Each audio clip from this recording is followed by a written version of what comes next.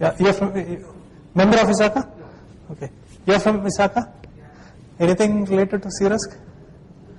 Okay, CRISC is a new certification from ISACA.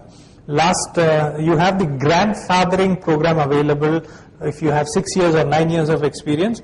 With that experience, you can get that certification. It is basically a combo of your CISA, CISM and CJIT or C.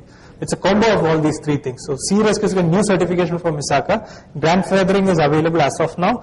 And now, last 30th, that first phase is over. Now you need to pay 5,000 rupees more for the grandfathering. It is open till March 2011. Okay, so anybody is interested in information systems, you have CRISC available for you. Okay, so the cloud-based risk, we call it as CRISC or CRISC.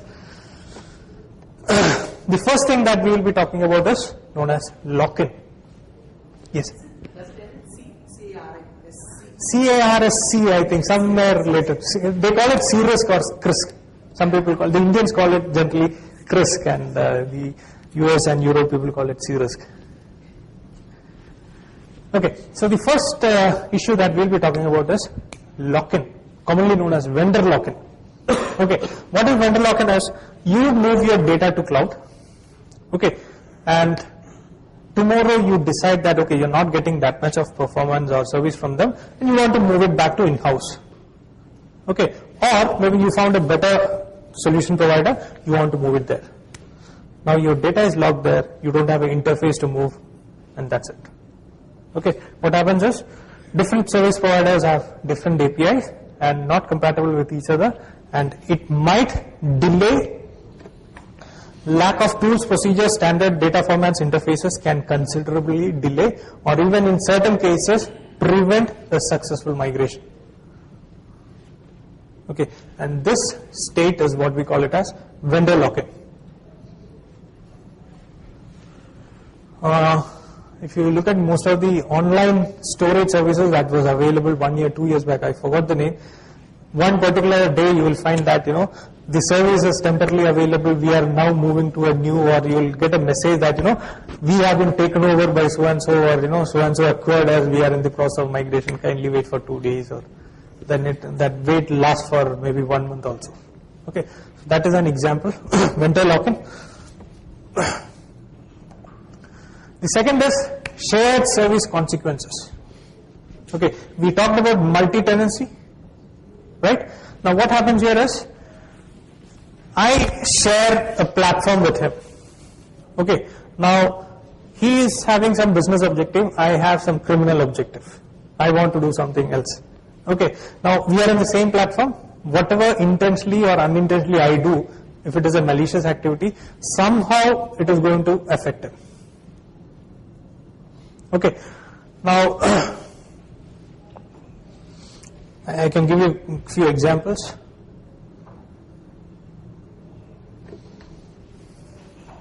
Blocking of IP range.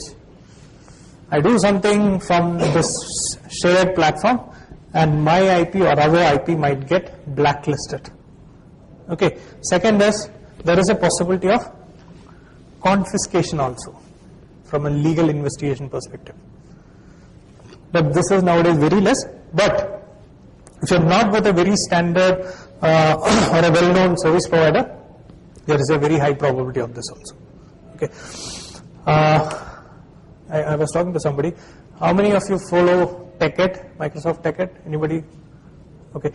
Recently at Europe TechEd, there was a very good talk on cloud security, where they asked Azure team, that is Microsoft team, if the law enforcement agencies ask you to disclose an information that is lying on your cloud, will you share it? And they said, if the law enforcement comes with all the proper this thing, they will share it. Now, in US, when they share it, they are supposed to inform the clients, right? Now, there was another question immediately, following that. If the law enforcement agencies inform you that not to disclose this information to anybody, including the owner of this thing, will you do it? They said, we have to follow. Okay, so this is what one major concern. I mean, privacy, how secure is your information, who has access to it, whether the same person can use this information against. Yesterday there was a talk about data theft, right? by KK. So same angle, you have a lot of question marks. We'll be addressing those questions in the coming slides. Something of that sort can also happen in case if it's a situation like the service provider, if something goes wrong with the service provider's network, if there's some crime or something, generally what we do is we seize the complete network. So when we seize the complete network, there will be access for the users to the cloud. So in that case, the complete business goes down. Yes. You don't have access to the information. Yes. So that's one of the major risks. Yes. That is one of the, say for example, we both share the platform. I do something malicious, the infrastructure is seized or whatever it is. I do something not like a normal credit card theft. It is something very, something that concerns national security.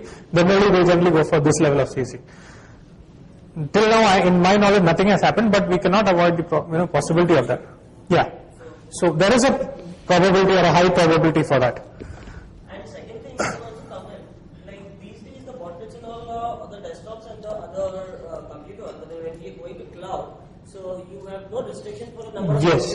So in that case, if I have a couple of fake registrations on different service providers, I can create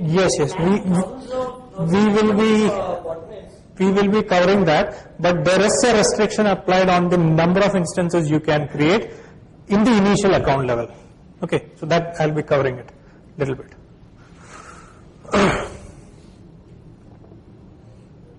Okay, now another instance of shared, service consequences is I'm running say for example, I'm the owner for crickinfo.com, and he is running his normal e-commerce website, and during the cricket season everybody is hitting me. Do you think is it going to affect him? Yes, but what you said is right, but ultimately the truth is that the resources are limited, right? It's a kind of DOS attack, but then it's not actually an attack. But it's a legitimate this thing. In the sense that somehow there is a possibility that his performance could be affected or his clients could be affected. Okay, that is another scenario that can fall under shared service consequences. It may not be intentional also. Yes, if he has not enabled that bursting, because bursting always costs money, then he may be affected.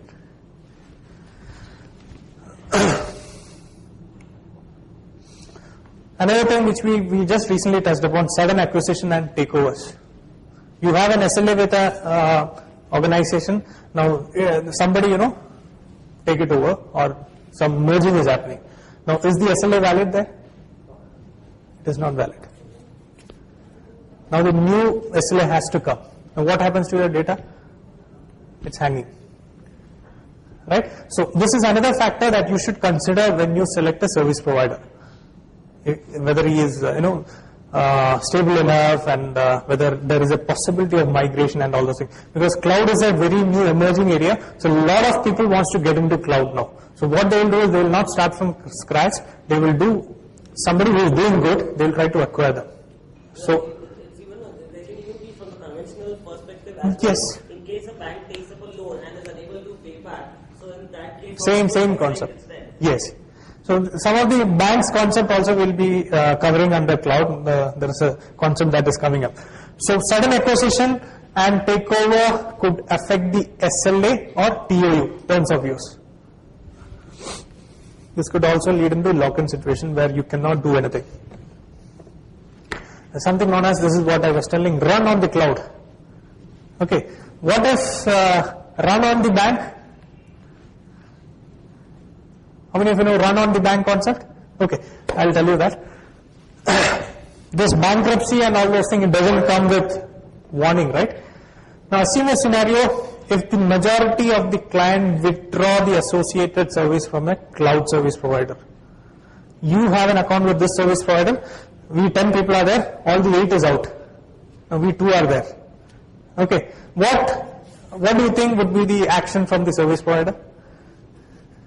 What happens if this happens to a bank? That is what is called run on the bank. It's a real time, this banking people, or management people, financial.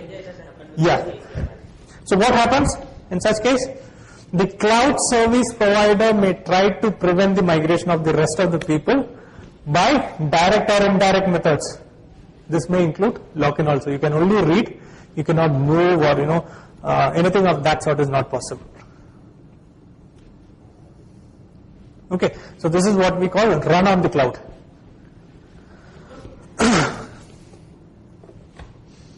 Next comes one of the most important factor, which is maintaining certification and standard compliance. Okay, I'm sure all of you know about PCI DSS.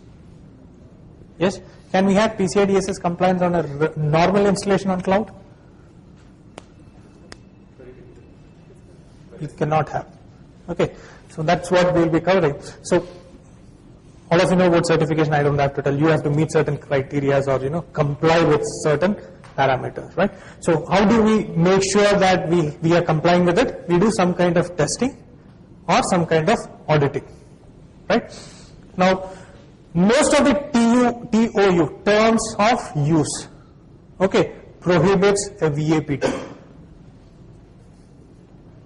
Most. Otherwise, you need to be a special person with special permission. Otherwise, generally, they prohibits VAPT. If you cannot do an assessment or an audit or a testing, how will you comply with the standard? You cannot. Okay. And what this means is, yes. What does it mean? Like, they don't allow you to do a vulnerability assessment on your own infrastructure? Not on the infrastructure. I am talking about a public cloud. If it is a private, then I am the boss. We are talking about a public cloud infrastructure here. Or most of the security issues that you have raised right now are relevant to public cloud. We are talking from a public cloud. We are not talking from a technical aspect. I will just slightly touch upon the technical aspect, very, very slightly, because most of the people, 80% I would say, is on public cloud. Okay, so we are just addressing the public aspect of it. The other is more on the vulnerability side rather than security concerns. Okay. Now, when we don't do a PA and a PT, it introduces what we call gaps.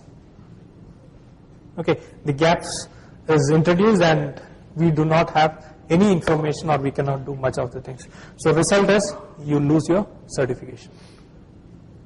Why does the system doesn't allow a PA or PT? Because recently I read somewhere that entire cloud infrastructure was taken over and the Zeus botnets were actually installed. So you cannot, the thing is, when you do a VAPT, it puts a lot of load on the infrastructure, right? And it has to be informed. I'm not saying that you cannot do it. The TOU prohibits VAPT without informing them.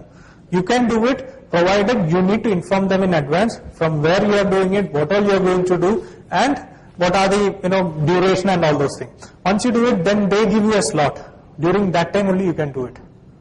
But again, it's all a common shared platform. Yes, and one more concern is there. Which I'll be bringing out very soon. Okay, so this is one issue related to certification and compliance. A very good example is in general scenario, the PCI DSS compliance cannot be achieved with the Amazon EC2 S3 instance. Okay, a very important point. Now, people who are into QMS, Quality Management System, or ISO 9001 2008, any downfall in the quality metrics could also affect your other certifications.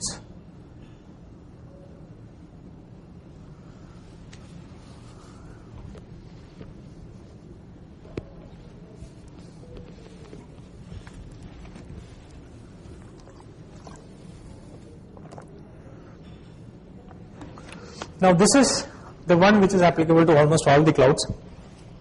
The sense that cloud is not something that has come out all of a sudden from heaven or something. It is the same hardware, the same kind of operating system, the same software which is developed by people like you and me. So it contains all the technical and procedural vulnerabilities that you find in a conventional system. Okay, so vulnerability is applicable to the conventional system, is applicable to cloud also. It could be a configuration error, key management, whatever you name it, you can find it there. Okay, even you can find privilege escalation also.